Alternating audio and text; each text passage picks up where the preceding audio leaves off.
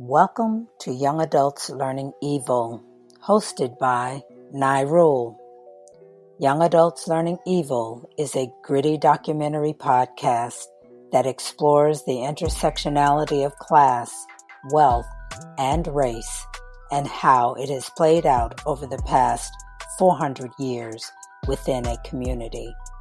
The podcast gives the world insight into how urban trauma affects a marginalized Black community inside one of America's first planned cities, New Haven, Connecticut.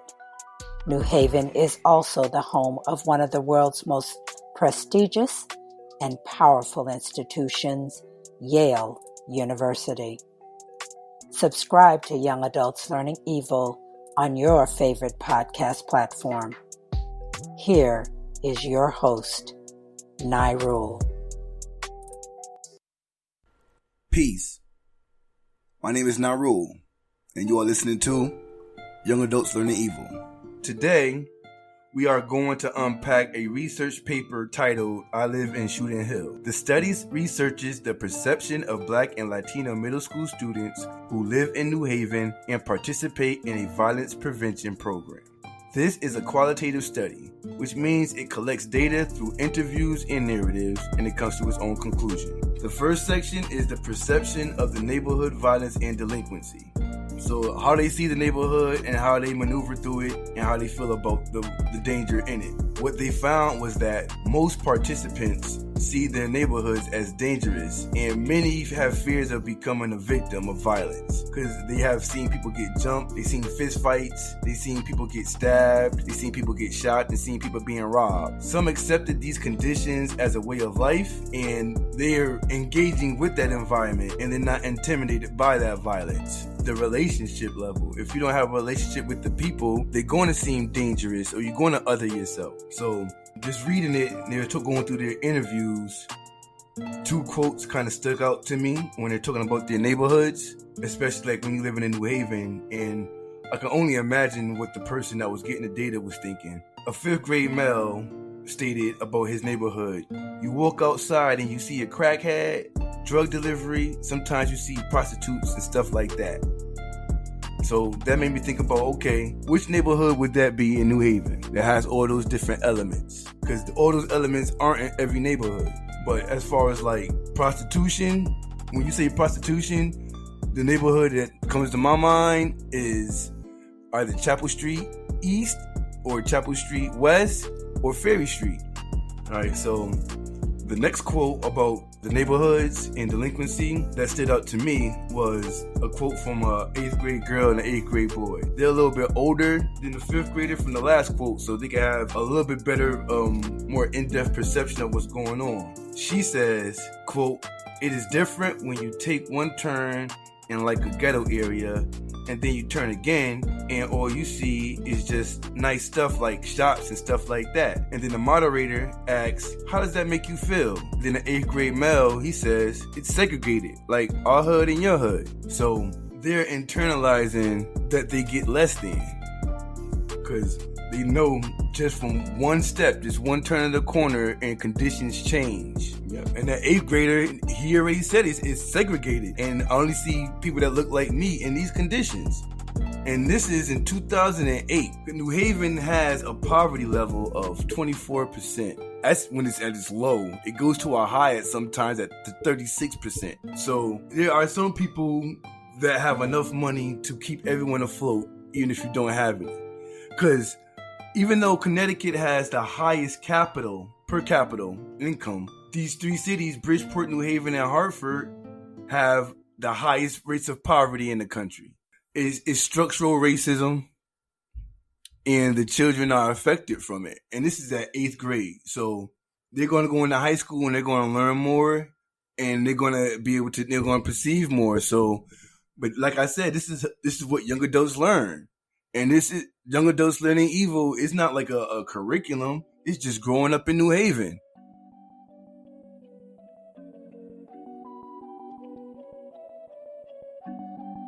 The next topic of discussion in the study are the risk factors that they were able to label based off of the interviews and prior studies. Risk factors break down onto 3 different levels: the individual level, the relational level, and the environmental. So on the individual level, they're saying that a strong prediction of risk-taking behaviors and aggression and violence is aggression and maltreatment during childhood.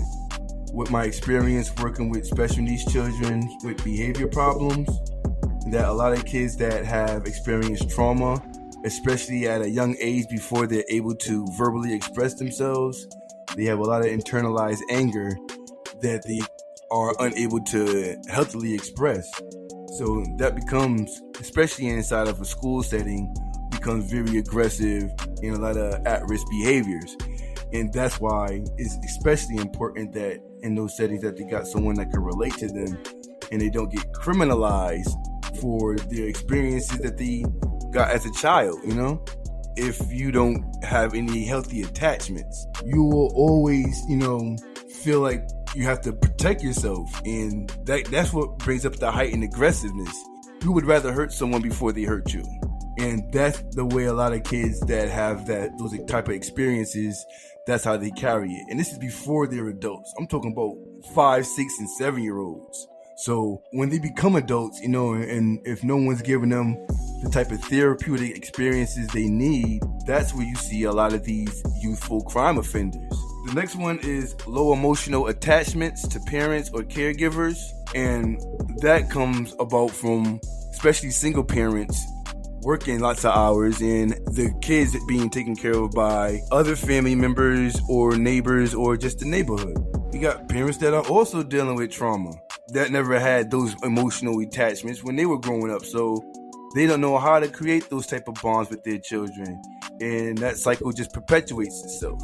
Those are the different precursors to violence. And then, of course, exposure to violence in the home. So, even if the child is not being abused directly, if they're watching their mother get beat up, or if their sister is going all out brawls with each other, or the father fighting on the streets and stuff like that, all those different types of exposures have an effect on how they perceive and how they deal with violence as an adult. And then on the environmental level, they have a list. The first one is negative peer influence from other at-risk youth. So dealing with your family and the people in your immediate home, and you have a lot of those risk factors, and then you come out the house to get away from that, but then you meet another kid that's coming out the house doing the same thing. These are just risk factors. So they're not saying this will definitely happen, but when these factors are together, more than likely will come out. So the next risk factor is a high concentration of poverty. And that's what we was talking about earlier. The poverty level in the Black community in New Haven is among the worst in the nation. So even though we might look at the surrounding amenities, we are at the level of Appalachia, the Black Bible Belt in the South. We're at that level of poverty and also at that same level of academic achievement in our neighborhoods. It's blatant inequality. Another environmental risk factor is transiency. So you're living in a neighborhood where people probably stay for 6 months or a year and they're moving. So that means that people that live there only have a certain sense of ownership of their neighborhood. And then another risk factor is low community civic participation, which means voters, voter turnout, community meetings, alderman meetings, all those things, they're not really important to the people in that community, and that's why it gets neglected that way. And then we have limited income opportunities. If the only jobs that you can do to really take care of your family are hospitality jobs that everyone's competing over, or a menial labor job that everyone's competing over, some people might feel like that's not their way and they go make their own way.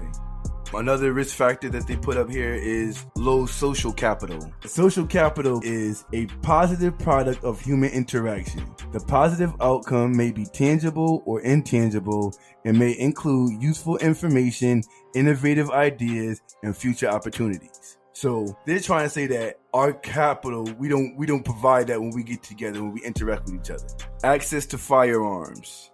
and idle time for at-risk youth. So let me run that whole list down one more time. For the environmental risk factors: negative peer influence from other at-risk youth, high concentration of poverty, transiency, which means people not staying in the neighborhood for long periods of time, low community civic participation, which means low voter turnout and low local politic participation, low social capital, which means that the social interactions do not produce anything tangible or anything intangible that can be called useful information, innovative ideas, or provides a future opportunity, which I kind of don't agree, but if it's an environment that does have that at a low end, that would create an environment where there's a lot of violence.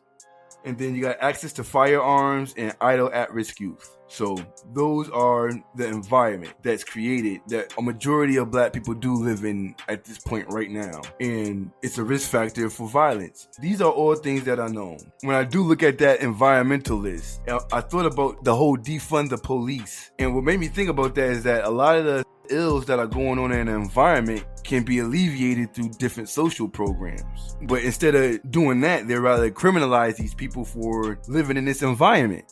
That's what you hear from like these conservatives, and they really go at it like, look at our black neighborhoods, look at black on black crime and all these other aspects of it. But we know that this hasn't always been our condition. And these phenomenons are based off of us being included into the greater society. So all we are is just worker bodies and paychecks, especially when you're looking at New Haven, because black empowerment has always been important in the black community in New Haven. We always had a positive sense of self, and we always knew that if we just got together, we could always get something done. And there's a lot of things, even throughout history, that the black residents in New Haven have been a part of, from the Revolutionary War, Civil War, UNIA, NAACP, NOI, the AME Church, like all the black institutions that ever happened in America, Black New Haven has a part in it. So like that's why like this project is so important to me, because it shows a lot of the triumphs that we've had, or the triumphs and tribulations to make us who we are. But we definitely going to get into that in a later episode. So let me go into like the conclusion to the study. And the results of the data show a consistency with existing data in regard to the factors that cause youth violence on an individual, relationship, communal, and societal level. So it shows that like New Haven youth and our perceptions of violence are on par with the rest of the studies that people have done in other inner city areas. Since like New Haven is a model city and the first plant city, a lot of the conditions that are here are replicated elsewhere. So in conclusion, the study results indicate that risk factors for violence exist at multiple levels, such as on the individual level, there's interpersonal anger management skills. On the relationship level, parents not physically present in the household. So if you were to alleviate that, have the parents being more physically present and building more positive attachments, that can reduce the risk of violence. Residing in crime and gang-ridden neighborhoods on the community level. That is not actually possible for people, so I don't think that's a good remedy to risk behavior. And some of those people, even if you take them out of those neighborhoods, they still have those experiences within them, so that's not really going to change anything. And then they have socioeconomic inequalities between neighborhoods, as reflected by the participants' perception of disparity between neighborhood resources and safety. And so that's the societal level. So, you know what I'm saying? We can only do but so much within our household. People talk about black on black crime. Black on black crime is a serious issue in our community. And we just basically broke down how a lot of the risk factors that create this type of condition. And there's self-accountability, and then there's societal accountability for it also. We can only do but so much, but if those conditions, those overwhelming conditions that are hovering over everything, if they don't change, the cycle will continue to perpetuate itself. And that's a good segue for next episode that we're going to have. We're going to go in depth into the history of the black community in New Haven and dealing with crime and punishment and how we were dealing with freedom. So all those things were really, really like unique more than anywhere else in the country. the way we were experienced in that era. This information, when you tie it into the historical information, a lot of things start to make sense.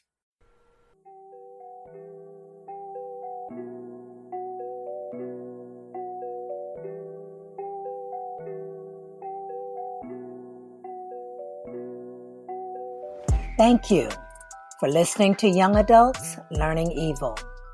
Be sure to subscribe on your favorite podcast platform. Visit our Patreon page and learn how you can support and stay in tune with the movement. Till next time, peace.